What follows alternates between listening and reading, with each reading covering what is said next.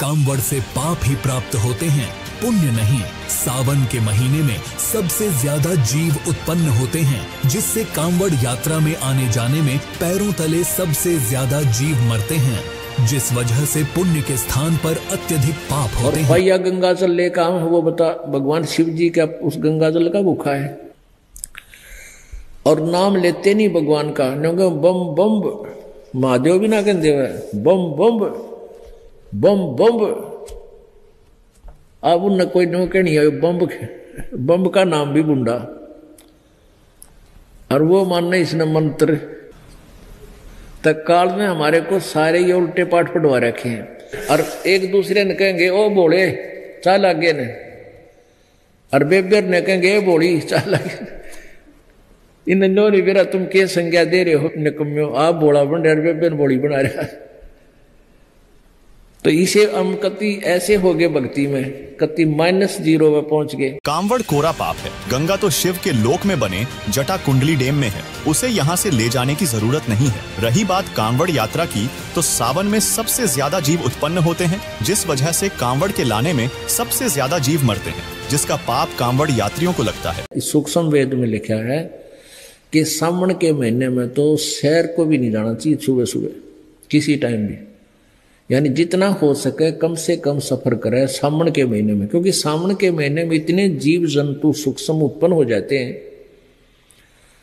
कदम रखते ही कई मरते हैं। और उस सावन के महीने में यू कार ने नया काम शुरू करवा दिया कि वहां से पैदल चलो गंगा से हरिद्वार से और अपने अपने घर तक आओ।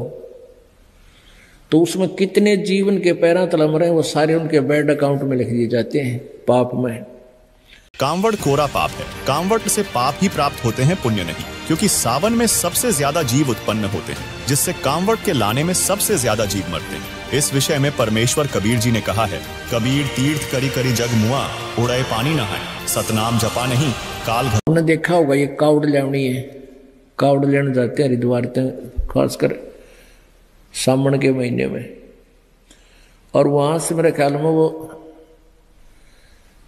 2 किलो गंगा जल लेकर चले, गंगा का पानी जल, नंगे पैरा बेचारे पैदल आओगे, कोई बस में बैठ कर ज्यादातर पैदल ज्यादा आते हैं।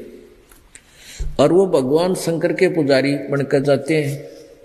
भगवान शंकर का जो नाम हम आपको देते हैं उससे लाभ देता है भगवान, वैसे नहीं देता। अब देखो प्रत्येक इष्ट का अपना अपना एक गुप्त मंत्र है जिससे वो आकर्षित होते हैं।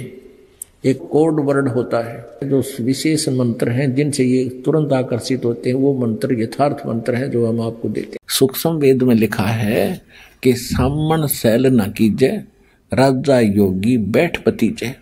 सामन में इतना पाप होता है जीव को भ्रमण करने का, सैर सपट्टे करने का, इतना सारा साल में नहीं होता। क्यों? क्योंकि सामने में आप देखते हो छोटे मोटे कितने जीव जंतु उत्पन्न हो जाते हैं और सब भर जाती है पृथ्वी। और उस समय में ये कावड़ लाने की शिक्षा दे रखी है, तो वहां से लेकर वहां तक अरबों खरबों जीवों को मार डालते हैं। तो यहाँ परमात्मा कहते हैं कि तीर्थ बाट चले जो प्राणी, बाट माने यात्रा, जो तीर्थ यात्रा पर जाता है सो तो जन्म जन्म और झाड़ी, उसके तो इतने पाप इकट्ठे हो जाएंगे असंख्य जन्मों तक भी वो भोगे पार उसके पूरे